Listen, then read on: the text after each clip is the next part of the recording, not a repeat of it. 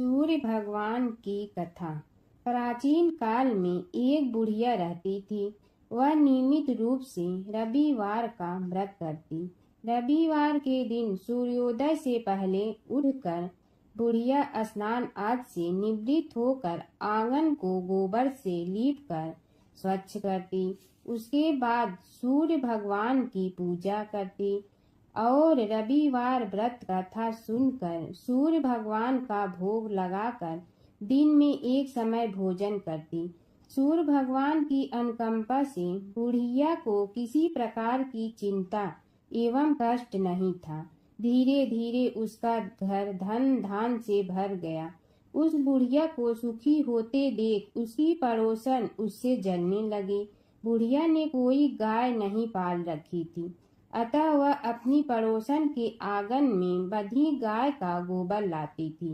पड़ोसन ने कुछ सोचकर अपनी गाय को घर के भीतर बांध दिया।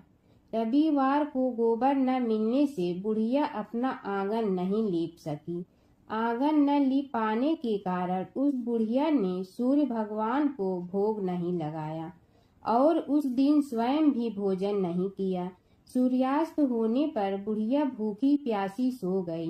प्रातः काल सूर्योदय से पूर्व उस बुढ़िया की आँख खुली तो वह अपने घर के आंगन में सुंदर गाय और बछड़े को देखकर हैरान हो गई। गाय को आंगन में बांधकर उसने जल्दी से उसे चारा लाकर खिलाया। पड़ोसन ने उस बुढ़िया के आंगन में बंधी सुंदर गाय और बछड़े को देखा तो वह उससे और अधिक जलने लगी। तभी गाय ने सोने का गोबर किया। गोबर को देखते ही पड़ोसन की आंखें फट गईं। पड़ोसन ने उस बुढ़िया को आसपास न पाकर तुरंत उस गोबर को उठाया और अपने घर ले गई तथा अपनी गाय का गोबर वहां रख आई। सोने के गोबर से पड़ोसन कुछ ही दिनों में धनवान हो गई। गाय प्रतिदिन सूर्योदय से पूर्व सोने का गोबर किया करती थी और बुढ़िया के उठने के पहले पड़ोसन उस गोबर को उठा कर ले जाती थी। बहुत दिनों तक बुढ़िया को सोने के गोबर के बारे में कुछ पता ही नहीं चला। बुढ़िया पहले की तरह हर रविवार को भगवान सूर्य देव का व्रत करती रही और कथा सुनती रही। लेकिन सूर्य भगवान को जब पड़ोसन की चालाकी का पता चला तो उन्होंने तेज आंधी चलाई। आंधी का प्रकोप देखकर बुढ़िया ने गाय को घर के भीतर बांध दिया। सुबह उठकर बुढ़िया ने सोने का गोबर देखा।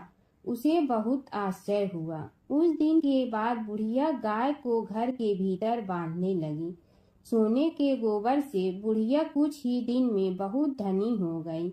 उस बुढ़िया के धनी होने से पड़ोसन बुरी तरह जल भुन कर राख हो गई और उसने अपने पति को समझा बुझाकर उसे नगर के राजा के पास भेज दिया। सुंदर गाय को देखकर राजा बहुत खुश हुआ। सुबह जब राजा ने सोने का गोबर देखा तो उसके आश्चर्य का ठिकाना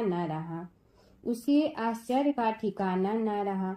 उधर सूर्य देव भगवान को भूखी प्यासी बुढ़िया को इस तरह प्रार्थना करते देख उस पर बहुत करुणा आई। उसी रात सूर्य भगवान ने राजा को स्वप्न में कहा, राजन, बुढ़िया की गाय व बछड़ा तुरंत लौटा दो, नहीं तो तुम पर विपत्तियों का पहाड़ टूट पड़ेगा, तुम्हारा महल नष्ट हो जाएगा। सूर्य भगवान के स्वप्न से बुरी तरह भयभीत राजा ने प्रातः उठते ही गाय और बछड़े को बुढ़िया को लौटा दिया। राजा ने बहुत सा धन देकर बुढ़िया से अपनी गलती के लिए क्षमा मांगी। राजा ने पड़ोसन और उसके पति को उनकी इस दुष्टता के लिए दंड दिया। फिर राजा ने पूरे राज्य में घोषणा करा दी कि सभी स्त्री पुरुष रविवार का व्रत किया करें। रविवार का व्रत करने से सभी लोगों के घर धन धान से भर जाते हैं। राज्य तय में चारों ओर खुशहाली छा गई। स्त्री पुरुष सुखी जीवन यापन करने लगे तथा सभी लोगों के शारीरिक कष्ट भी दूर हो गए। सूर्य भगवान की कथा। सूर्य और चंद्र इस पृथ्वी के सबसे साक्षात देवता हैं। जो हमें प्रत्यक्ष उनके सर्वोच्च दिव्य स्वरूप में दिखाई देते हैं। वेदों में सूर्य को जगत की आत्मा कहा गया है। समस्त चराचर जगत की आत्मा सूर्य ही है। सूर्य से ही इस पृथ्वी पर जीवन है। वैदिक काल से ही भारत में सूर्योपासना का प्रचलन चला आ रहा है। वेदों की ऋचाओं में अनेक स्थानों पर सूर्य देव की स्तुति की गई है। पुराणों में सूर्य की उत्पत्ति, प्रभाव, स्तुति, मंत्र इत्यादि विस्तार से मिलते हैं। ज्योतिष शास्त्र में 9 ग्रहों में सूर्य को राजा का पद प्राप्त हुआ है। मार्कंडेय पुराण के अनुसार पहले यह संपूर्ण जगत प्रकाश रहित था। उस समय कमल योनि ब्रह्मा जी प्रकट हुए। उनके मुख से प्रथम शब्द ओम निकला, जो सूर्य का तेज रूपी सूक्ष्म रूप था। तत्पश्चात ब्रह्मा जी के 4 मुखों से 4 वेद प्रकट हुए, जो ओम के तेज में एकाकार हो गए। यह वैदिक तेज ही आदित्य है, जो विश्व का अविनाशी कारण है। ये वेद स्वरूप सूर्य ही सृष्टि की उत्पत्ति, पालन व संहार के कारण है। ब्रह्मा जी की प्रार्थना पर सूर्य ने अपने महातेज को समेटकर स्वल्प तेज को ही धारण किया। सृष्टि रचना के समय ब्रह्मा जी के पुत्र मरीचि हुए, जिनके पुत्र ऋषि कश्यप का विवाह आदिति से हुआ। आदिति ने घोर तप भगवान सूर्य को प्रसन्न किया, जिन्होंने उसकी इच्छा पूर्ति के लिए सुषुम्ना नाम की किरण से उसके गर्भ में प्रवेश किया। गर्भावस्था में भी अदिति चंद्रायण जैसे कठिन व्रतों का पालन करती थी। ऋषि राज कश्यप ने क्रोधित होकर आदिति से कहा, तुम इस तरह उपवास रखकर गर्भस्थ शिशु को क्यों मारना चाहती हो? यह सुनकर देवी आदिति ने गर्भ के बालक को उदर से बाहर कर दिया, जो अपने अत्यंत दिव्य तेज से प्रज्वलित हो रहा था। भगवान सूर्य शिशु रूप में उस गर्भ से प्रकट हुए। आदिति को मारीच अंडम कहा जाने का कारण यह बालक मार्तंड नाम से प्रसिद्ध हुआ। ब्रह्मा पुराण में अदिति के गर्भ से जन्मे सूर्य के अंश को विवस्वान कहा गया। एक बार एक नगर में एक मालिन रहती थी। उसके पति चल बसे थे। उसका एक 4 साल का पुत्र था। उसकी सास कठोर हृदय की स्त्री थी। वह बहू को बहुत तकलीफ देती थी। एक दिन सास ने बहू और पोते को घर से निकाल दिया। वे दोनों रोते हुए चलते चलते एक जंगल में जा पहुँचे। वहाँ एक बड़े पेड़ के नीचे बैठ गए। वहाँ से थोड़ी दूर पर एक गणेश जी का मंदिर था। वहाँ बहुत लोग गणेश जी के दर्शन करने आते थे। दर्शन करके गणेश जी को प्रसाद चढ़ाते थे। फिर वह प्रसाद सबको बांट देते थे। इस प्रसाद से माँ बेटे का गुजारा होने लगा। दोनों गणेश जी की पूजा पाठ में लग गए। एक दिन उन्होंने सोचा, क्यों न हम भी जंगल से फूल ला कर बेचें। वे रोज जंगल से फूल लाकर उसकी माला बनाकर बेचने लगे। साथ में पूजा की सामग्री और प्रसाद भी बेचने लगे। इससे उनको आमदनी होने लगी। गणेश जी की कृपा से आमदनी बढ़ने लगी। जल्दी ही उन्होंने एक मकान और एक दुकान बना लिया। एक राजा की लड़की मंदिर में रोज पूजा करने आती थी। मालिन के बेटे को देखकर राजकुमारी उस पर मोहित हो गई और उससे विवाह करने की सोचने लगी। उसने अपनी भाभी से अपने मन की बात कही। भाभी अनुभवी थी। उसने कहा, ये तो मालिन का बेटा है और तुम एक राजा की बेटी हो। यदि तुमने उससे विवाह किया तो तुम्हारी बहुत बेइज्जती होगी। पर राजकुमारी अपनी बात पर अड़ी रही। उसने कहा, मैंने तो प्रतिज्ञा कर ली है कि उसी से विवाह करूंगी। भाभी ने घर जाकर सारी बात राजा को बता दी। राजा ने मना नहीं किया और विवाह के लिए तैयार हो गए। उन्होंने बड़े धूमधाम से बेटी का विवाह मालिन के बेटे के साथ कर दिया। मालिन ने सबसे पहले बेटे बहू को गणेश जी के मंदिर में ले जाकर पूजा पाठ करवाया और गणेश जी का आशीर्वाद दिलवाया। इसके बाद पूरे नगर में यह बात फैल गई कि गणेश जी की पूजा करने से सब दुख कष्ट दूर हो जाते हैं। इस बात पर सुनते ही नगर के सभी लोग मंदिर आने लगे। मालिन और उसके बेटे की बिक्री और बढ़ गई। उधर उसकी सास के बुरे दिन आ गए। अन्नदाता उससे रूठ गए और वह भूखों मरने लगी। एक दिन वह रोती धोती उसी गणेश जी के मंदिर में आ पहुंची। वहां वह मालिन के बेटे से बोली, मैं भूखी हूँ, मुझे रोटी कपड़ा दे दो, इसके बदले में तुम्हारा सारा काम कर दूंगी। लड़के को दया आ गई और उसे काम पर रख लिया। उसने अपनी दादी को नहीं पहचाना। जब मालिन घर आई तो उसने सास को पहचान लिया। वह सास से बोली, सासू जी आप यहाँ कैसे? सास ने पोते की तरफ इशारा करके कहा, मेरी इस सेठ के यहाँ नौकरी लग गई है। बहू बोली, यह आपका पोता है और यह घर भी आपका ही है, यह दुकान भी आपकी ही है। जब आपने हमें घर से निकाला तब गणेश जी ने हमारी रक्षा की। बहू की बात सुनकर सास बोली, मेरी करनी मैं भोगूंगी। बहू बोली, सासू जी अब आप हमारे यहाँ रहो और पोते का सुख देखो। हे गणेश जी महाराज, जैसा सुख आपने मालिन को दिया वैसा ही सुख सबको देना। एक समय की बात है कि विष्णु भगवान का विवाह लक्ष्मी जी के साथ निश्चित हो गया। विवाह की तैयारी होने लगी। सभी देवताओं को निमंत्रण भेजे गए, परंतु गणेश जी को निमंत्रण नहीं दिया।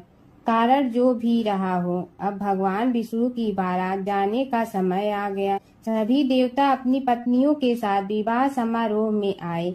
उन सब ने देखा कि गणेश जी कहीं दिखाई नहीं दे रहे हैं। तब वे आपस में चर्चा करने लगे कि क्या गणेश जी को कोई न्योता नहीं दिया है या स्वयं गणेश जी ही नहीं आए हैं। सभी को इस बात पर आश्चर्य होने लगा। तभी सब ने विचार किया कि विष्णु भगवान से ही इसका कारण पूछा जाए। विष्णु भगवान से पूछने पर उन्होंने कहा कि हमने गणेश जी के पिता भोलेनाथ महादेव को न्योता भेजा है। यदि गणेश जी अपने पिता के साथ आना चाहते हैं तो आ जाते, अलग से न्योता देने की कोई आवश्यकता भी नहीं थी। दूसरी बात यह है कि उनको 1.25 मन मूंग, 1.25 मन चावल, 1.25 मन घी और 1.25 मन लड्डू का भोजन दिन भर में चाहिए।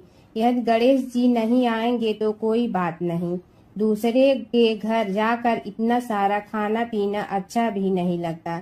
इतनी वार्ता कर ही रहे थे कि किसी एक ने सुझाव दिया, यदि गणेश जी आ भी जाए तो उनके द्वारपाल बनाकर बैठा देंगे कि आप घर की याद रखना। आप तो चूहे पर बैठकर धीरे धीरे चलोगे तो बारात से बहुत पीछे रह जाओगे। यह सुझाव भी सबको पसंद आ गया तो विष्णु भगवान ने भी अपनी सहमति दे दी। होना क्या था कि इतने में गणेश जी वहां आ पहुंचे और उन्हें समझा बुझा कर घर की रखवाली करने बैठा दिया गया। बारात चल रही थी तब नारद जी ने देखा कि गणेश जी तो दरवाजे पर ही बैठे हुए हैं, तो वे गणेश जी के पास गए और रुकने का कारण पूछा। गणेश जी कहने लगे कि विष्णु भगवान ने मेरा बहुत अपमान किया है। नारद जी ने कहने लगे कि अपनी मूसक देना को आगे भेज दे तो वह रास्ता खोद देगी, जिससे उनके वाहन धरती में धंस जाएंगे। तब आपको सम्मान पूर्वक बुलाना पड़ेगा। अब तो गणेश जी ने अपनी मूसक सेना जल्दी से आगे भेज दी और सेना ने जमीन पोली कर दी। जब बारात वहां से निकली तो रथों के पहिए धरती में धंस गए। लाख कोशिश करे परंतु पहिए नहीं निकले। सभी ने अपने अपने उपाय किए परंतु पहिए तो नहीं निकले, बल्कि जगह जगह से टूट गए। किसी की समझ में नहीं आ रहा था कि अब क्या किया जाए। तब तो नारद जी ने कहा, आप लोगों ने गणेश जी का अपमान करके अच्छा नहीं किया। यदि उन्हें मना कर लाया जाए तो आपका कार्य सिद्ध हो सकता है और यह संकट टल सकता है। शंकर भगवान ने अपने दूत नंदी को भेजा और वे गणेश जी को लेकर आए। गणेश जी का आदर सम्मान के साथ पूजन किया। तब कहीं रथ के पहिए निकले। अब रथ के पहिए निकल के परंतु टूट फूट गए तो उन्हें सुधारे गए।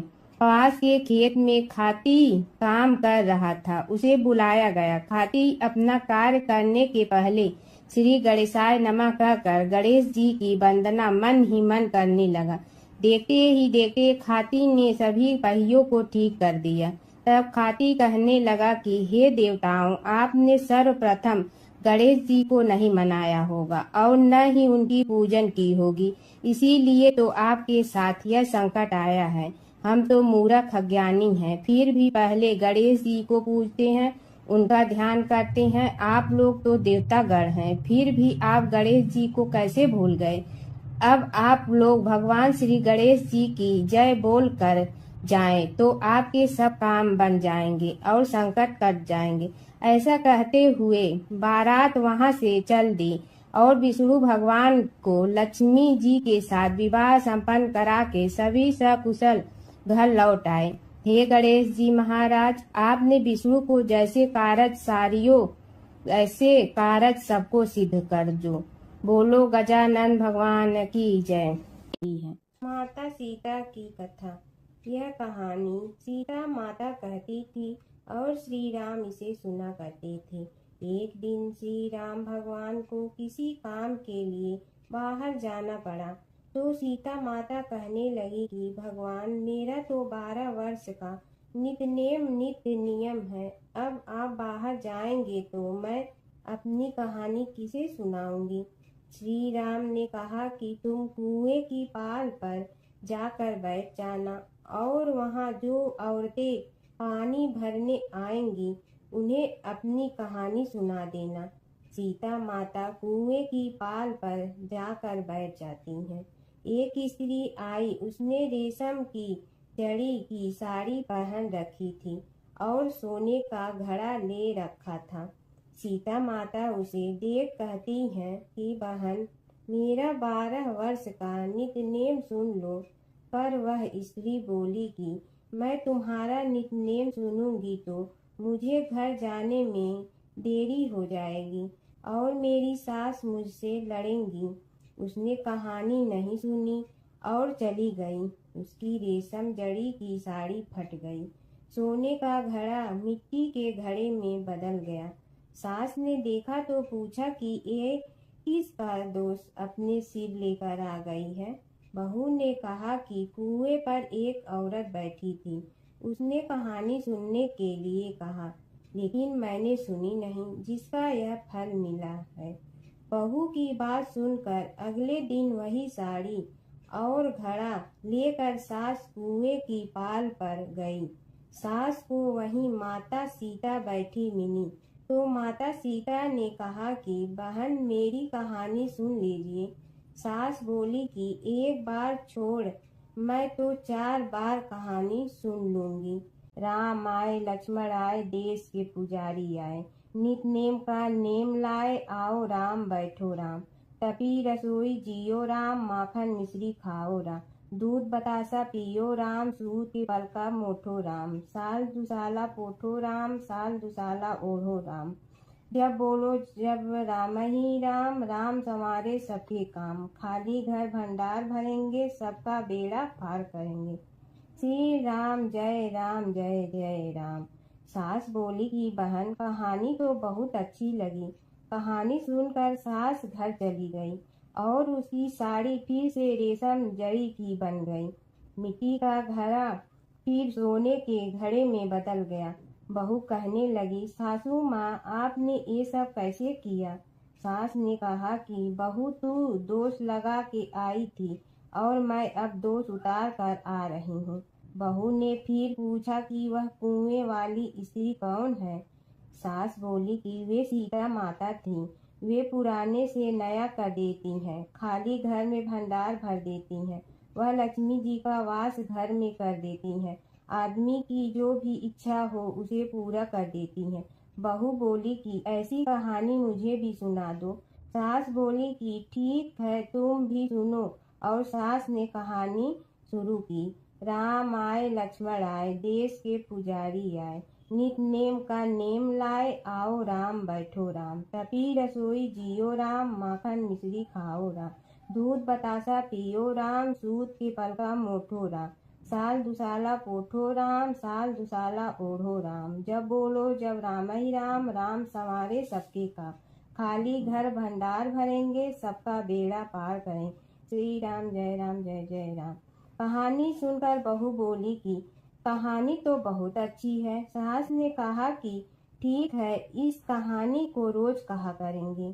अब सास बहू रोज सवेरे उठती, नहाती धोती और पूजा करने के बाद नितनेम की सीता की कहानी कहती। एक दिन उनके यहाँ एक पड़ोस की औरत आई और बोली कि बहन जरा सी आँच दे ना। तो वह बोली कि आज तो अभी हमने जलाई ही नहीं। पड़ोसन ने कहा कि तुम सुबह 4 बजे से उठकर क्या कर रही हो? फिर उन्होंने कहा कि सुबह उठकर हम पूजा करते हैं, फिर सीता माता की नितनेम की कहानी कहते हैं। पड़ोसन ने उसकी बात सुनकर फिर कहा कि सीता माता की कहानी कहने से तुम्हें क्या मिलता है? वे बोली कि इनकी कहानी कहने से घर में भंडार भर जाते हैं, सारे काम सिद्ध होते हैं, मन की इच्छा भी पूरी हो जाती है। पड़ोसन कहती है कि बहन ऐसी कहानी तो मुझे भी सुना दो। फिर वह बोली कि ठीक है, तुम भी यह कहानी सुन लो। राम आए लक्ष्मण आए, देश के पुजारी आए, नित नेम का नेम लाए, आओ राम बैठो राम। सारी कहानी सुनने के बाद पड़ोसन कहने लगी बहन कहानी तो मुझे बहुत अच्छी लगी। अब वह पड़ोसन भी नित नेम सीता माता की कहानी कहने लगी। कहानी कहने से सीता माता ने पड़ोसन के भी भंडार भर दिए। अब तो पूरे मोहल्ले में नित नेम की कथा चल पड़ी। हर किसी की मनोकामना पूरी होने लगी।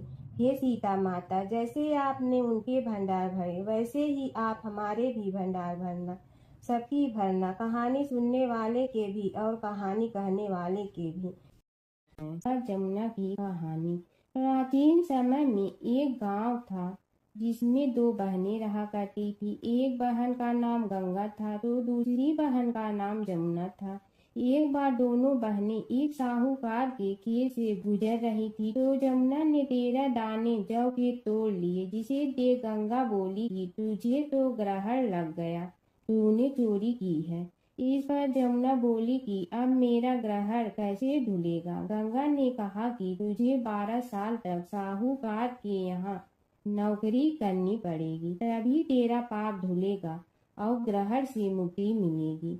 जमुना साहूकार के यहाँ नौकरी के लिए जाती है और अपने लिए काम मांगती है। साहूकार उसे काम पर रख लेता है, लेकिन काम करने से पहले जमुना उसे कहती है कि मैं सारे काम करूंगी लेकिन 4 काम नहीं करूंगी।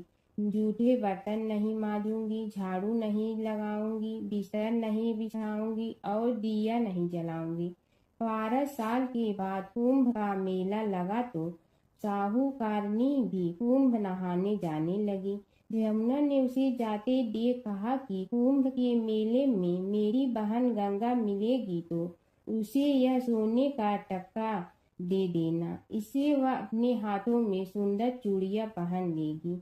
साहूकारनी ने कुंभ के मेले में गंगा को वह सोने का टका दे दिया। गंगा ने उनसे वह टका लेते हुए कहा कि मेरी बहन को कहना कि उसके 12 वर्ष पूरे हो गए हैं, अब वह वहां वापिस आ जा। साहूकार व साहूकारनी वापिस घर आए तब जमुना मटके में पानी भर रही थी। दोनों जमुना से बोले कि हमने सोने का वह टका तेरी बहन गंगा को दे दिया था और उसने कहा है कि तेरे 12 वर्ष पूरे हो गए हैं, इसलिए अब तुम वापिस जाओ। यह समाचार सुनते ही जमुना सहस्त्र धारा में बदल गई और बहने लगी। जमुना जी का यह रूप देखकर साहूकार और साहूकारनी परेशान हो गई थी। हमारे घर में जमुना माता ने काम किया, हमें तो अब ग्रहण लग गया है, हम यह ग्रहण कैसे उतारेंगे। जमुना भागकर गंगा माता के पास चली गई। गंगा ने जमुना से पूछा कि तुम साहूकारनी से कुछ कहकर आई हो या ऐसे ही बिना बताए आ गई। तब जमुना बोली कि मैं तो कुछ भी बताकर नहीं आई हूँ। गंगा ने कहा कि जा उन्हें धीरज दे आ, नहीं तो उन्हें जीवन भर असंतोष ही रहेगा। गंगा के कहने पर जमुना माता ने साहूकारनी को सपने में दर्शन दिए और कहा कि तुम दोनों उल्टे माथे क्यों पड़े हो, जाओ उठकर खाओ पियो। तब दोनों बोले कि हम कैसे उठें, हमें तो ग्रहण लगा है, क्योंकि हमने उल्टे सीधे और पता नहीं कितने नीच कार्य आपसे कराए हैं। तब जमुना जी बोली कि तुम्हें ग्रहण नहीं लगा है, ग्रहण तो मुझे लगा था कि मैंने तुम्हारे खेत से 13 दाने जौ के चुराए थे। मैं तो अपना ग्रहण उतारने तुम्हारे घर आई थी। मेरा ग्रहण तुम्हारे घर में 12 वर्ष तक रहने से उतर गया है और मेरी मुक्ति हो गई है। जमुना जी ने कहा कि तुम्हें कोई ग्रहण नहीं लगा है, उल्टे मेरे 12 वर्ष तक यहाँ रहने से तुम्हारी भी मुक्ति हो गई है। यह कहकर जमुना जी स्वप्न से चली गई। दोनों उठकर देखते हैं कि उनके घर में पहले से भी अधिक धन हो गया है। हे जमुना माता, जैसे आपने साहूकार व साहूकारनी की मुक्ति कराई, वैसे ही आप अपने सभी भक्तों की करना। नगर बसेरे की कहानी। किसी गांव में एक भाट व एक जाट रहता था। दोनों में घनिष्ठ मित्रता थी। एक बार जाट अपनी बहन के घर जाने को तैयार हुआ तो भाट अपनी ससुराल जाने को तैयार हुआ। दोनों साथ चल पड़े तो रास्ते में रुककर एक कुएं की मुंडेर पर बैठ गए। जाट ने भाट से कहा कि नगर बसेरा कर लेते हैं। इस पर भाट बोला कि तू ही नगर बसेरा कर ले, मैं तो अपनी ससुराल जा रहा हूँ, वहाँ खूब खातिर होगी मेरी, तू कर ले नगर बसेरा। जाट वहीं कुएं के पास बैठ पानी की घंटी और चावल का दाना लेकर नगर बसेरा करने लगा। नगर बसेरा करने के साथ जाट कहने लगा कि नगर बसेरा जो करे सो मल धोवे पाँव, ताता माड़ा तापसी देगी मेरी माँ, माँ देगी मावशी तेगी द्वारका का वास, मीठा मीठा घास वृंदावन का वास, 5 कुल्ठी छठी रास मेरी जीवड़ो श्री कृष्ण के पास, डालू पानी हो जाए घी झट से निकल जाए मेरा जी। यह सब कर कर के वह जाट बहन के पास चल पड़ा। जाट की बहन ने भाई के आने पर उसकी खातिर की। खी बूरा के साथ भाई को जिमाया। दोनों ने बैठकर ढेर सारी बातें की। इधर भाट अपने ससुराल पहुंचा तो वहां आग लगी हुई थी। आग बुझाने वह भी लग गया, जिसमें हाथ मुंह भी काले हो गए और खुद भी थोड़ा सुलझ गया। ना रोटी ना पानी के लिए ही किसी ने पूछा। एक पड़ोसन आई तो उसने भाट की सास को कहा कि जमाई आया है, जरा उस आओ भगत कर लो। बुढ़िया बोली कि सब कुछ तो जल गया है, अब कहाँ से आओ भगत करूं। तब पड़ोसन ने ही भाट को एक रोटी के साथ छाछ दी। उसने वही खाकर गुजारा किया। शाम को दोनों फिर घर की ओर चल पड़े और रास्ते में मिल गए और एक दूसरे का हाल पूछा। भाट बोला कि मेरी ससुराल में तो आग लगी हुई थी, आग बुझाते मैं खुद काला हो गया हूँ, ना रोटी मिली ना पानी। जाट बोला कि मेरी तो बहुत खातिर हुई। फिर बोला कि मैंने कहा था ना कि नगर बसेरा कर ले, अब कर ले, लेकिन भाट ने फिर मना कर दिया। कहने लगा कि चाहे रोटी दे या न दे, तेरी तो माँ है, दही चूरमा का पेड़ा धरा पाएगा। भाट ने फिर नगर बसेरा नहीं किया। जाट ने कर लिया नगर बसेरा। जो करे सो मल धोए पाँव, ताता माड़ा तापसी देगी मेरी माँ, माँ देगी मावशी देगी द्वारका का वास, मीठा मीठा घास वृंदावन का वास, 5 कुल्ठी छठी रास मेरा जीवड़ो श्री कृष्ण के पास, डालू पानी हो जाए घी झट से निकल जाए मेरा जी। करके वह चल पड़ा। घर पहुँचते ही जाट की मावशी ने बहुत लाड प्यार किया। उधर भाट घर गया तो उसकी भैंस खो गई थी। बाप एक लाठी रखे तो दूसरी उठाए और कहने लगा कि ससुराल गया तो आग लगा दी, अब यहाँ आया तो भैंस खो दी। बाप ने कहा कि पहले भैंस लेकर आ, तभी रोटी पानी मिलेगा। सारा दिन भाट भैंस ढूंढता रहा, लेकिन उसे भैंस नहीं मिली। जाट और भाट की मुलाकात फिर से बाजार में हो गई। जाट ने भाट के हाल चाल पूछे तो भाट बोला कि आते ही भैंस खो गई, बस उसी दिन से भैंस ढूंढ रहा हूँ। रोटियां का तो पूछो ही मत। जाट ने कहा कि मैंने तो पहले ही कहा था कि नगर बसेरा कर ले। जाट की बात सुनकर भाट बोला कि तेरे नगर बसेरे में इतनी ताकत है तो चल अब कर लेते हैं। दोनों ने बैठकर नगर बसेरा किया। नगर बसेरा जो करे सो मल धोवे पाँव, ताता माड़ा तापसी देगी मेरी माँ, माँ देगी मौसी देगी द्वारका का वास, मीठा मीठा घास वृंदावन का वास, पाँच उल्टी छठी रास मेरा जीवड़ो श्री कृष्ण के पास, डालू पानी हो जाए घी झट से निकल जाए मेरा जी। दोनों के नगर बसेरा करने पर भाट जैसे ही आगे बढ़ा तो उसकी खोई भैंस मिल गई, जिसे लेकर घर पहुंचा। घर पहुंचते ही माँ ने कहा कि लड़के को आते ही घर से निकाल दिया, सारे दिन से ये भूखा प्यासा भटक रहा है। यह कहकर उसकी माँ ने उसको खूब खिलाया पिलाया। इस घटना के बाद सारे नगर में ढिंढोरा पिटवा गया कि तब कोई अपने पीहर या सास से आते जाते नगर बसेरा करें। जैसे भाट को नगर बसेरा करने का फल मिला, वैसे ही हर किसी को मिले। एक बार अपने पुत्र के खातिर भगवान शिव और श्री कृष्ण के बीच छिड़ गया था प्रलयंकारी युद्ध। भगवान शिव जहाँ प्रलय के देवता हैं, वहीं श्री कृष्ण पालन करता। दोनों के कारण ही यह जगत सुचारू रूप से चल रहा है और दोनों महाशक्तिशाली हैं। लेकिन कभी आपने सोचा है कि अगर कभी दोनों में युद्ध हुआ तो उसका इस संसार पर क्या असर पड़ेगा और दोनों में से विजयी कौन होगा? चलिए जानते हैं एक पौराणिक कथा जहां इन दोनों के भयंकर युद्ध का वर्णन मिलता है। पौराणिक कथा के अनुसार एक बार राजा बलि के सबसे बड़े पुत्र बाणासुर ने शिवपुत्र कार्तिकेय की सुंदरता से मोहित होकर भगवान शिव का पुत्र बनने की इच्छा जताई। उसने भगवान शिव की कठोर तपस्या की, जिसके बाद शिव जी ने उसे अपने पुत्र के रूप में स्वीकार कर लिया। एक समय ऐसा आया जब बाणासुर की पुत्री उषा को श्री कृष्ण के पुत्र अनिरुद्ध से प्रेम हो गया। उषा की मायावी मित्र अप्सरा चित्रलेखा ने अनिरुद्ध और उषा का गंधर्व विवाह करा दिया। जब बाणासुर को यह बात पता चली तो उसने अनिरुद्ध का अपहरण कर उसे अपना बंदी बना लिया।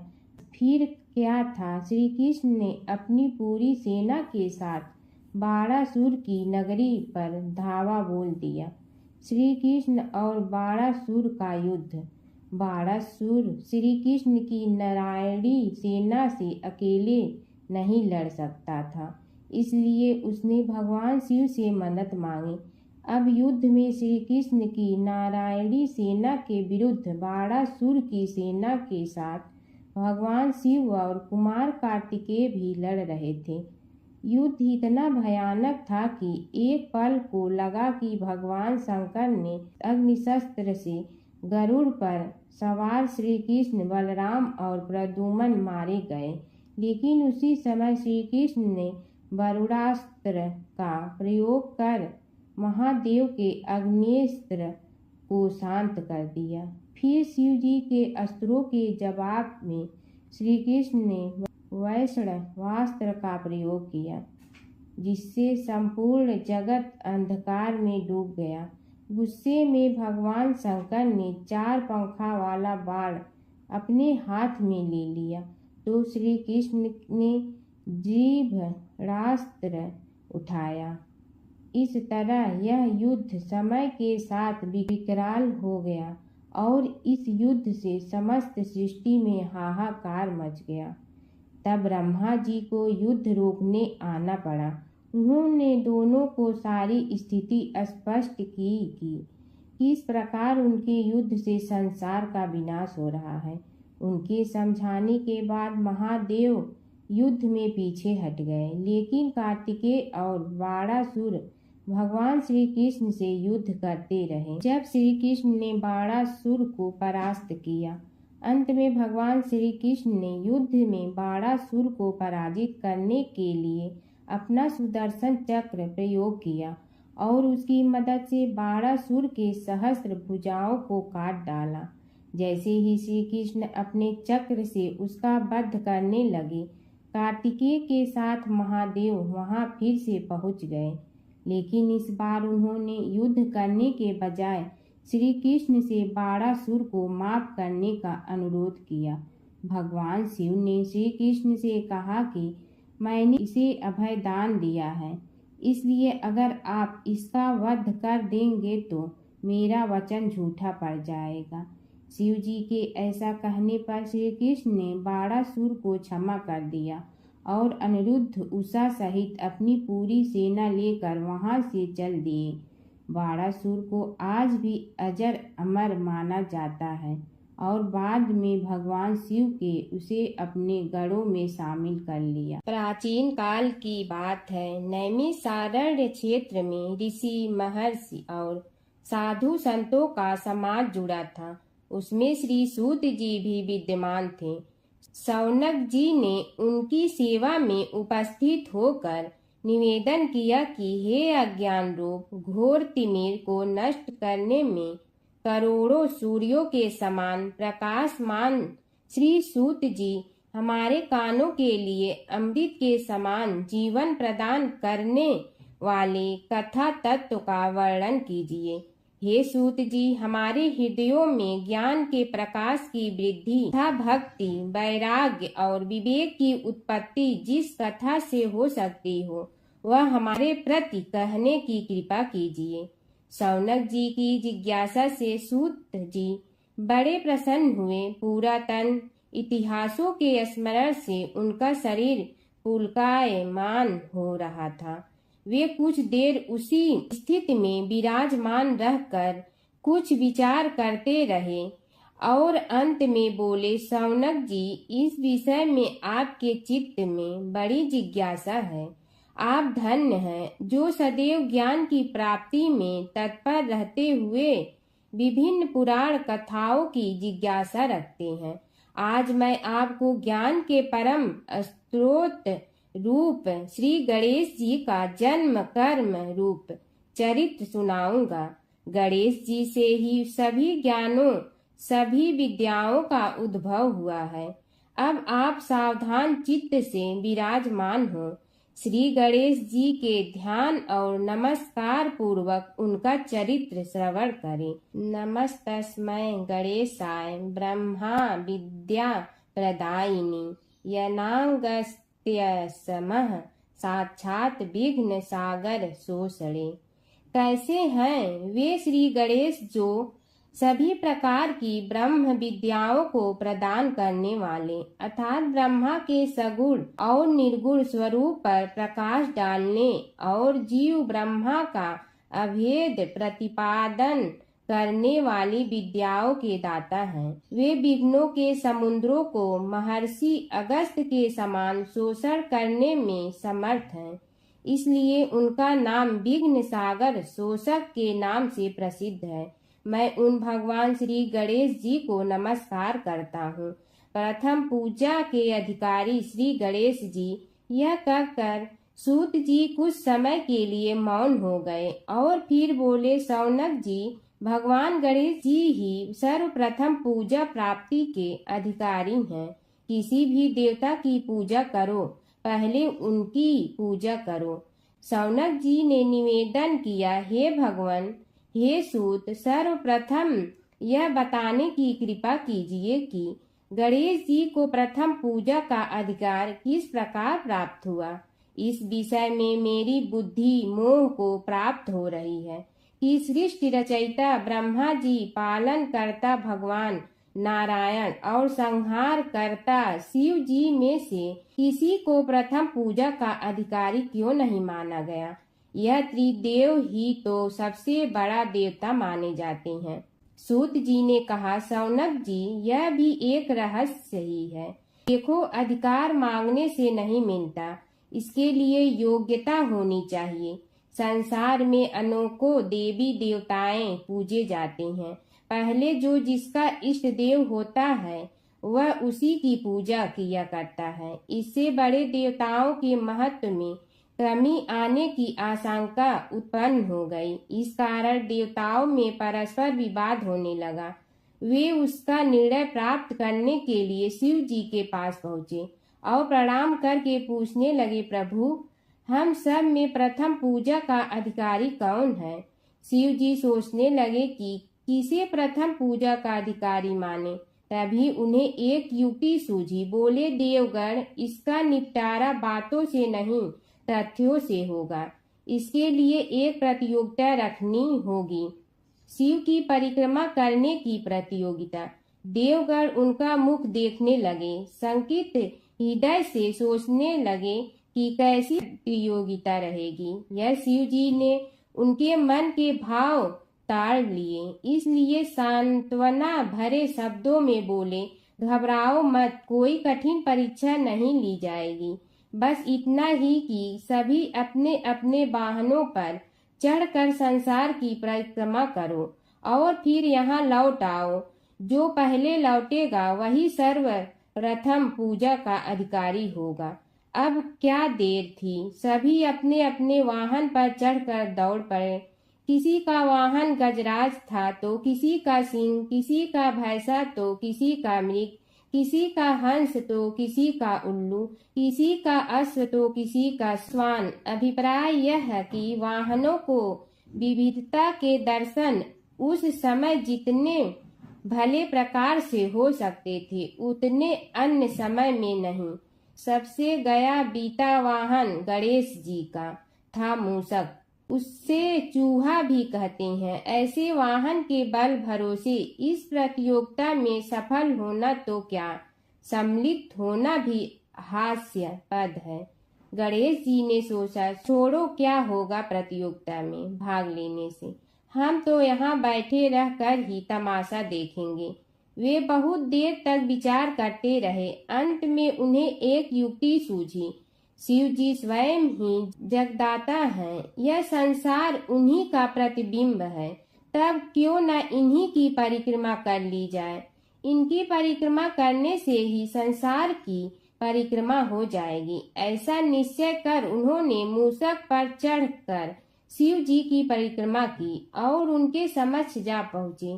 शिव जी ने कहा, तुमने परिक्रमा पूर्ण कर ली? उन्होंने उत्तर दिया, जी हाँ। शिव जी सोचने लगे कि इसे तो यहीं घूमते हुए देखा, फिर परिक्रमा कैसे कराया। देवताओं का परिक्रमा करके लौटना आरंभ हुआ और उन्होंने गणेश जी को वहां बैठे देखा तो माथा ठनक गया। फिर भी साहस करके बोले, अरे तुम विश्व की परिक्रमा के लिए नहीं गए? गणेश जी ने कहा, अरे मैं कब का यहाँ आ गया। देवता बोले, तुम्हें तो कहीं भी नहीं देखा। गणेश जी ने उत्तर दिया, देखते कहाँ से, समस्त संसार शिव जी में विद्यमान है। इनकी परिक्रमा करने से ही संसार की परिक्रमा पूर्ण हो गई। सूत जी बोले, शौनक, इस प्रकार गणेश जी ने अपनी बुद्धि के बल पर ही विजय प्राप्त कर ली। उनका कथन सत्य था, इसलिए कोई विरोध करता भी तो कैसे। बस उसी दिन से गणेश जी की प्रथम पूजा होने लगी। सूत जी बोले, हे शौनक जी, यह एक तथ्य है कि गणेश जी ही उसके पात्र हैं। वे बड़े देवता का भी कार्य सिद्धि में विघ्न उपस्थित होने पर उन विघ्न राज का आश्रय न लिया हो। हे शौनक, वे देव भी बड़े दयालु हैं। नाम तो शिव जी का ही आशुतोष है, किंतु वे सर्वात्मा और सर्वरक्षक प्रभु तो शिव जी की अपेक्षा भी शीघ्र ही प्रकट हो जाते हैं। उनका भक्त कभी किसी संकट में नहीं पड़ता। यदि प्रारब्ध वशात कभी किसी विपत्ति में पड़ भी जाता है तो गणेश्वर की उपासना करने पर उनके अनुग्रह से उनके समस्त दुख दूर होकर परम सुख की प्राप्ति होती है। शौनक ने कहा, हे सूत जी, हे महाभाग, हे प्रभु, मैं गणेश जी के विभिन्न चरित्रों का अध्ययन करना चाहता हूँ। तो मुझे बताइए कि किस ग्रंथ का अवलोकन करूं। हे दयामय, आपको तो उनके समस्त चरित्र विदित है कि यदि आप ही उन्हें सुनाने की कृपा करें तो मेरा अत्यधिक उपकार होगा। सूत जी बोले, हे शौनक भगवान, गणेश्वर के इतने चरित्र हैं कि उन सब का कथन इस जीवा से संभव नहीं, क्योंकि प्रभु अनंत, प्रभु चरित अनंता वाली बात समस्त विद्वान ऋषि मुनि कहते हैं। फिर भी गणेश जी प्रथम पूजा के अधिकारी होने के कारण समस्त देव चरित्रों में जुड़े हुए हैं, इसलिए उनका प्रभाव भी सर्वाधिक व्यापक है। हे मुने, हे शौनक, वे भगवान सर्व समर्थ हैं, वे सभी का तिरस्कार करने में समर्थ हैं, किंतु उनका तिरस्कार कोई भी नहीं कर सकता। यह त्रिलोक्य उन्हीं भगवान के संकेत पर नित्य करता है, इसकी समस्त क्रियाएं उन्हीं की इच्छा पर आश्रित हैं। हे शौनक भगवान, गणेश्वर स्वयं कहते हैं, शिवे विष्णु च शक्तौ च सूर्ये मयि निराधिप यो भेद बुद्धि योगः स सम्य योगुः मतो मम। हे नरेश्वर, हे वरेण्य, शिव, विष्णु, शक्ति, सूर्य और मुझ गणेश में जो अभेद बुद्धि योग है, मेरे मत में वही सम्यक योग है। इससे यह भी सिद्ध है कि समस्त देवता उन्हीं के स्वरूप हैं, वे ही भगवान विभिन्न कार्य रूपों के अनुसार अपना भिन्न भिन्न नाम रखते हैं। हे मुनि श्रेष्ठ, उन सब देवताओं के चरित्र भी उन्हीं गणराज के चरित्र हैं। यद्यपि सब चरित्र एक ही ग्रंथ में मिलने में संभव नहीं है, फिर भी गणेश्वर के अनेकों प्रमुख चरित्रों का वर्णन गणेश पुराण में हुआ है। राजा सोमकांत का वृतांत कथन। शौनक जी ने पूछा, हे प्रभु, गणेश पुराण का आरंभ किस प्रकार हुआ, यह मुझे बताने की कृपा करें। इस पर सूत जी ने कहने लगे, हे शौनक, यद्यपि गणेश पुराण है तो बहुत प्राचीन, क्योंकि भगवान गणेश्वर तो आदि हैं। न जाने कब से गणेश जी अपने उपासकों पर कृपा करते चले आ रहे हैं। उनके अनंत चरित्र हैं, जिनका संग्रह एक महापुराण का रूप ले सकता है। उसे एक बार भगवान नारायण ने नारद जी को और भगवान ने शंकर और जगन जननी पार्वती जी को सुनाया था।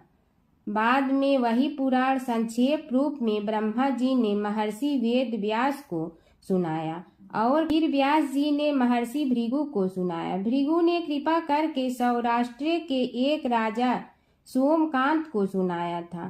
तब से वह पुराण अनेक कथाओं में विस्तृत होता रहा और अनेक कथाओं से रहित होता हुआ अनेक रूप में प्रचलित है।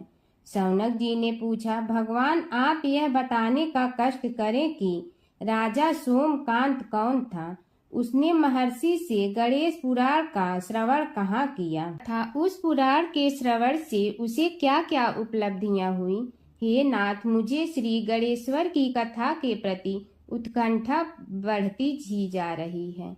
सूत जी बोले, हे शौनक, सौराष्ट्र के देवनगर नाम की एक प्रसिद्ध राजधानी थी। वहाँ का राजा सोमकांत था। वह अपनी प्रजा का पुत्र के समान पालन करता था। वह वेद ज्ञान संपन्न, शस्त्र विद्या में पारंगत एवं प्रबल प्रतापी राजा, समस्त राजाओं में मान्य तथा अत्यंत वैभवशाली था। उसका ऐश्वर्य कुबेर के भी ऐश्वर्य को लज्जित करता था। उसने अपने पराक्रम से अनेकों देश जीत लिए थे। उसकी पत्नी अत्यंत रूपवती, गुणवती, धर्माज्ञा एवं पतिव्रत धर्म का पालन करने वाली थी। वह सदैव अपने प्राणनाथ की सेवा में लगी रहती थी। उसका नाम सुधर्मा था।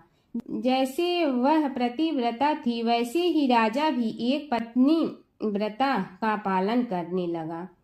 उसके हेमकांत नामक एक सुंदर पुत्र था। वह भी सभी विद्याओं का ज्ञाता और अस्त्र शस्त्रादि के अभ्यास में निपुण हो गया था। यह सभी श्रेष्ठ लक्षणों से संपन्न, सद्गुणी एवं प्रजा जनों के हितों का अत्यंत पोषक था। इस प्रकार राजा सोमकांत स्त्री पुत्र पशु वाहन राज्य एवं प्रतिष्ठा आदि से सब प्रकार सुखी था। उससे दुख तो था ही नहीं। सभी राजागण उसका हार्दिक सम्मान करते थे तथा उसकी श्रेष्ठ कीर्ति भी संसार व्यापी थी। परंतु युवा अवस्था के अंत में सोमकांत को घृणित कोष्ठ रोग हो गया। उसके अनेक उपचार किए गए किंतु कोई लाभ नहीं हुआ। रोग शीघ्रता से बढ़ने लगा और उसके कीड़े पड़ गए। जब रोग की अधिक वृद्धि होने लगी और उसका कोई उपाय न हो सका तो राजा ने मंत्रियों को बुलाकर कहा, सुब्रतो, जाने किस कारण यह रोग मुझे पीड़ित कर रहा है। अवश्य ही यह किसी पूर्व जन्म के पाप का फल होगा। इसलिए मैं अब अपना समस्त राजपाट छोड़कर वन में रहूंगा। मेरे पुत्र हेमकांत को मेरे समान मानकर राज्य शासन का धर्म पूर्वक संचालन कराते रहें। यह कहकर राजा ने शुभ दिन दिखवाकर अपने पुत्र हेमकांत को राज्य पद पर अभिषेक किया और अपनी पत्नी सुधर्मा के साथ निर्जन वन की ओर चल दिया। प्रजापालक राजा के वियोग में समस्त प्रजा जन अश्रु बहाते हुए उनके साथ चले गए। राज्य की सीमा पर पहुंचकर राजा ने अपने पुत्र अमात्यगण और प्रजा जनों को समझाया, आप सब लोग धर्म के जानने वाले श्रेष्ठ आचरण में तत्पर एवं सहृदय हैं। यह संसार तो वैसे भी परिवर्तनशील है। जो आज है वह कल नहीं था और आने वाले कल में भी नहीं रहेगा। इसलिए मेरे जाने से दुख का कोई कारण नहीं है। मेरे स्थान पर मेरा पुत्र सभी कार्यों को करेगा। इसलिए आप सब उसके अनुशासन में रहते हुए उसे सदैव सम्मान करते रहें। फिर पुत्र से कहा, बेटा, यह स्थिति सभी के समझ आती रही है। हमारे पूर्व पुरुष भी परंपरागत रूप से वृद्धावस्था आने पर वन में जाते रहे हैं। मैं कुछ समय पहले ही वन में जा रहा हूँ तो कुछ पहले या पीछे जाने में कोई अंतर नहीं पड़ता। यदि कुछ वर्ष बाद जाऊं तब भी मोह का त्याग करना ही होगा। इसलिए हे वत्स, तुम दुखित मत हो और मेरी आज्ञा मानकर राज्य शासन को ठीक प्रकार चलाओ। ध्यान रखना, क्षत्रिय धर्म का कभी त्याग न करना और प्रजा को सदा सुखी रखना। इस प्रकार राजा सोमकांत ने सभी को समझा बुझाकर वहां से वापस लौट आया और स्वयं अपनी पतिव्रता भार्या के साथ वन में प्रवेश किया। पुत्र हेमकांत के आग्रह से उसने सुबल और ज्ञान गम्य नामक 2 आत्माओं को भी साथ ले लिया। उन सब ने एक समतल एवं सुंदर स्थान देखकर वहां विश्राम किया। तभी उन्हें एक मुनि कुमार दिखाई दिया। राजा ने उससे पूछा, तुम कौन हो, कहाँ रहते हो? यदि उचित समझो तो मुझे बताओ। मुनि बालक ने कोमल बाणी में कहा, मैं महर्षि भृगु का पुत्र हूँ। मेरा नाम च्यवन है। हमारा आश्रम निकट में ही है। अब आप भी अपना परिचय दीजिए। राजा ने कहा, मुनि कुमार, आपका परिचय पाकर मुझे बड़ी प्रसन्नता हुई। मैं सौराष्ट्र के देवनगर नामक राज्य का अधिपति रहा हूँ। अब अपने पुत्र को राज्य देकर मैंने अरण्य की शरण ली है। मुझे कुष्ठ रोग अत्यंत पीड़ित किए हुए हैं। उसकी निवृत्ति का कोई उपाय करने वाला हो तो कृपा कर मुझे बताइए। मुनि कुमार ने कहा, मैं अपने पिताजी से अपना वृतांत कहता हूँ, फिर वे जैसा कहेंगे आपको बताऊंगा। यह कहकर मुनि बालक चला गया और कुछ देर में ही आकर बोला, राजन, मैंने आपका वृतांत अपने पिताजी को बताया। उनकी आज्ञा हुई है कि आप सब मेरे साथ आश्रम में चलकर उनसे भेंट करें, तभी आपके रोग के विषय में भी विचार किया जाएगा।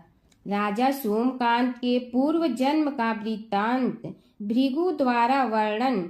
राजा अपनी पत्नी और अमात्यों के सहित च्यवन के साथ साथ भृगु आश्रम में जा पहुंचा और उन्हें प्रणाम कर बोला, हे भगवान, हे महर्षि, मैं आपकी शरण हूँ। आप मुझ कुष्ठी पर कृपा कीजिए। महर्षि बोले, राजन, यह तुम्हारे किसी पूर्व जन्म कृत पाप का ही उदय हो गया है। इसका उपाय मैं विचार करके बताऊंगा। आज तो तुम सब स्नान आज से निवृत्त होकर रात्रि विश्राम करो। महर्षि की आज्ञा अनुसार सबने स्नान भोजन आदि के उपरांत रात्रि व्यतीत की और प्रातः काल स्नान आदि नित्य कर्मों से निवृत्त होकर महर्षि की सेवा में उपस्थित हुए। महर्षि ने कहा, राजन, मैंने तुम्हारे पूर्व जन्म का वृतांत जान लिया हूँ और यह भी विदित कर लिया है कि किस पाप के फल से तुम्हें इस रोग की प्राप्ति हुई है। यदि तुम चाहो तो उसे सुना दूं। राजा ने हाथ जोड़कर निवेदन किया, बड़ी कृपा होगी मुनिनाथ, मैं उसे सुनने के लिए उत्कंठित हूँ। महर्षि ने कहा, तुम पूर्व जन्म में एक धनवान वैश्य के लाडले पुत्र थे। वह वैश्य विंध्याचल के निकट कौलहार नामक ग्राम में निवास करता था। उसकी पत्नी का नाम सुलोचना था। तुम उसी वैश्य दंपत के पुत्र हुए। तुम्हारा नाम कामद था। तुम्हारा लालन पालन बड़े लाड चाव से हुआ। उन्होंने तुम्हारा विवाह एक अत्यंत सुंदरी वैश्य कन्या से कर दिया था, जिसका नाम कुटुम्बिनी था। यद्यप तुम्हारी भार्या सुशीला थी और तुम्हें सदैव धर्म में निरत देखना चाहती थी, किंतु तुम्हारा स्वभाव वासनांध होने के कारण दिन प्रतिदिन उज्जवल होता जा रहा था। किंतु माता पिता भी धार्मिक थे, इसलिए उनके सामने तुम्हारी उज्ज्वलता दबी रही। परंतु माता पिता की मृत्यु के बाद तुम निरंकुश हो गए और अपनी पत्नी की बात भी नहीं मानते थे। तुम्हें अनाचार में प्रवृत्त देखकर उसे दुख होता था, तो भी उसका कुछ बस न चलता था। तुम्हारी उन्मत्तता चरम सीमा पर थी। अपनों से भी द्वेष और क्रूरता का व्यवहार किया करते थे। हत्या आदि कराते थे। तुम्हारे लिए सामान्य बात हो गई। पीड़ित व्यक्तियों ने तुम्हारे विरुद्ध राजा से पुकार की। अभियोग चला और तुम्हें राज्य की सीमा से भी बाहर चले जाने का आदेश हुआ। तब तुम घर छोड़कर किसी निर्जन वन में रहने लगे। उस समय तुम्हारा कार्य लोगों को लूटना और हत्या करना ही रह गया। एक दिन मध्याह्न काल था। गुणवर्धक नामक एक विद्वान ब्राह्मण उधर से निकला। बेचारा अपनी पत्नी को लिवाने के लिए ससुराल जा रहा था। तुमने उस ब्राह्मण युवक को पकड़कर लूट लिया। प्रतिरोध करने पर उसे मारने लगे तो वह चित्कार करने लगा, मुझे मत मार, मत मार, देख मेरा दूसरा विवाह हुआ है। मैं पत्नी को लेने के लिए जा रहा हूँ।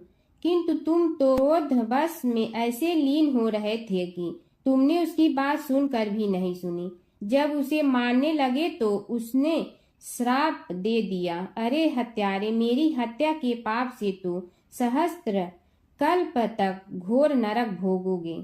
तुमने उसकी कोई चिंता न की और सिर काट लिया। राजन, तुमने ऐसी ऐसी एक नहीं बल्कि अनेक निरीह हत्याएं की थी, जिनकी गणना करना भी पाप है। इस प्रकार इस जन्म में तुमने घोर पाप कर्म किए थे, किंतु बुढ़ापा आने पर जब अशक्त हो गए तब तुम्हारे साथ जो क्रूर कर्मा थे वे भी किनारा कर गए। उन्होंने सोच लिया कि अब तो इसे खिलाना भी पड़ेगा, इसलिए मरने दो यहीं। अमोघ प्रभाव गणेश उपासना का कथन। राजन, अब तुम निरालंब थे, चल फिर तो सकते ही नहीं थे। भूख से पीड़ित रहने के कारण रोगों ने भी घेर लिया। उधर से जो कोई निकलता तुम्हें घृणा की दृष्टि से देखता हुआ चला जाता। तब तुम आहार की खोज में बड़ी कठिनाई से चलते हुए एक जीर्ण शीर्ण देवालय में पहुंचा। उसमें भगवान गणेश्वर की प्रतिमा विद्यमान थी। तब न जाने किस पुण्य के उदय होने से तुम्हारे मन में गणेश जी के प्रति भक्ति भाव जागृत हुआ। तुम निराहार रहकर उनकी उपासना करने लगे। उससे तुम्हें सब कुछ मिला और रोग भी कम हुआ। राजन, तुमने अपने साथियों की दृष्टि बचाकर बहुत सा धन एक स्थान पर गाड़ दिया था। अब तुमने उस धन को उसे देवालय के जीर्णोद्धार में लगाने का निश्चय किया। शिल्पी बुलाकर उस मंदिर को सुंदर और भव्य बनवा दिया। इस कारण कुख्याति सुख्याति में बदलने लगी। फिर यथा समय तुम्हारी मृत्यु हुई। यमदूतों ने पकड़कर तुम्हें यमराज के समक्ष उपस्थित किया।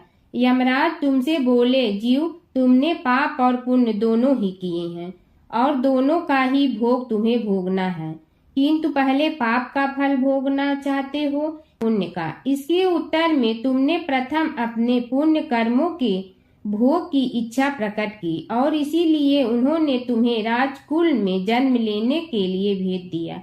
पूर्व जन्म में तुमने भगवान गणाध्यक्ष का सुंदर एवं भव्य मंदिर बनवाया था, इसलिए तुम्हें सुंदर देह की प्राप्ति हुई।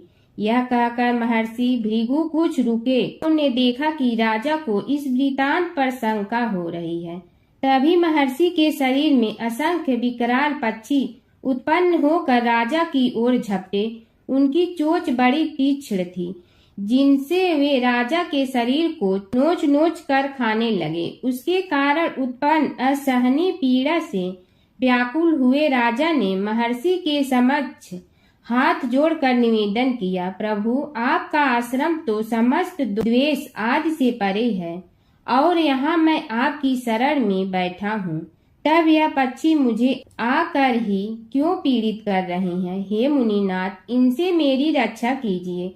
महर्षि ने राजा के अंतर्वचन सुनकर सांत्वना देते हुए कहा, राजन, तुमने मेरे वचनों में शंका की थी और जो मुझ सत्यवादी के कथन में शंका करते हैं, उसे खाने के लिए मेरे शरीर से इसी प्रकार पक्षी प्रकट हो जाते हैं, जो कि मेरे हुंकार करने पर भस्म हो जाया करते हैं।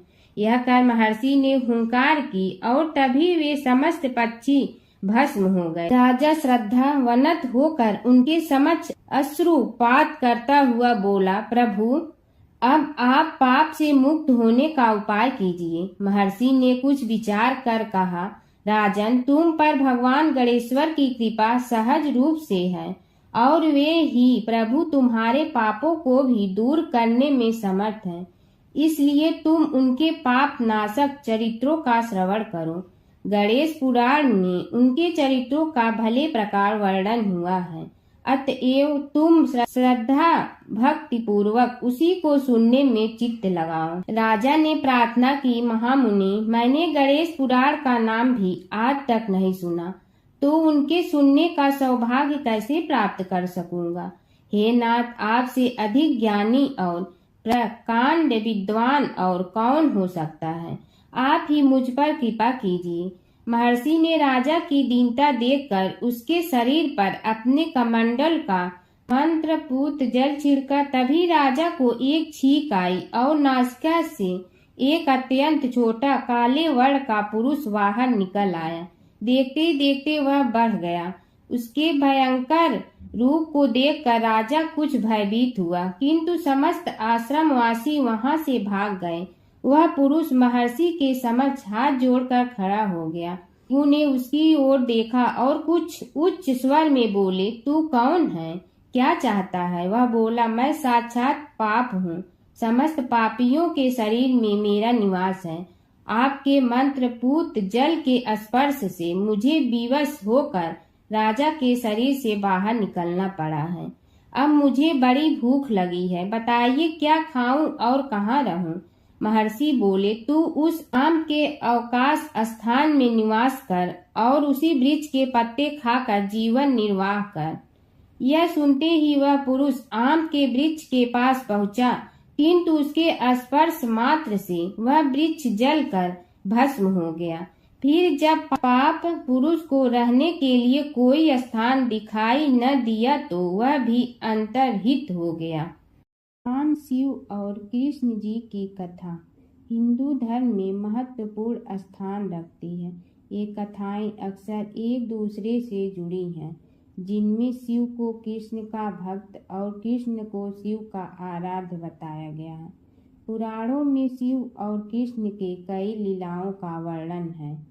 कृष्ण के दर्शन के लिए शिव का साधु वेश में गोकुल जाना। एक पौराणिक कथा के अनुसार भगवान शिव एक साधु का वेश धारण करके गोकुल में कृष्ण के दर्शन के लिए गए थे। मैया यशोदा ने उन्हें भिक्षा देने के लिए आई, लेकिन शिव ने कृष्ण के दर्शन के अलावा कुछ भी स्वीकार करने से इनकार कर दिया। यशोदा ने पहले तो मना कर दिया, लेकिन बाद में पूर्णमासी काकी के समझाने पर उन्होंने कृष्ण को साधु के सामने प्रकट किया। शिव ने कृष्ण के दर्शन किए और उनके चरणों की छाप छोड़कर चले गए। यशोदा और नंद राय समझ गए कि यह कोई साधारण साधु नहीं था, बल्कि कोई दिव्य पुरुष था। नारद मुनि का घमंड।